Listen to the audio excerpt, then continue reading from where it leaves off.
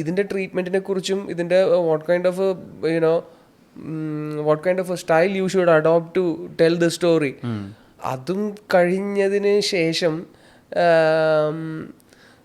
നമ്മളിലുണ്ടായിരുന്ന ഒരു ഡിസ്കഷനാണ്, ഞാനായാലും റഹ്മാനായാലും മൂസിനായാലും നമ്മൾ തമ്മിൽ ചോദിച്ചത്, ഇതെങ്ങനെ ഇരിക്കണം, how it should feel, not look, അതിൻ്റെ ലുക്സ് എങ്ങനെ ഇരിക്കണം എന്നല്ല, ഇത് നമ്മൾ പടം കണ്ടു പോകുമ്പോൾ സീൻ ടു സീൻ നമ്മൾ പോകുമ്പോൾ ഇതെങ്ങനെ ഫീൽ ചെയ്യണം അളിയ എന്നുള്ളതായിരുന്നു നമ്മുടെ ചോദ്യം.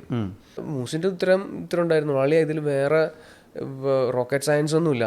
നമ്മൾ ഒരു ഇൻസ്റ്റഗ്രാം ആപ്പ് എടുത്തിട്ട് നമ്മൾ ചുമ്മാ സെർച്ച് ബട്ടണിൽ ഇങ്ങനെ സ്ക്രോൾ ചെയ്ത് പോകുമ്പോൾ എങ്ങനെ ഇരിക്കുമോ അങ്ങനെ ഇരിക്കണം ഇതിൻ്റെ ഫീലും എന്നുള്ളതാണ് പുള്ളി പറഞ്ഞത്.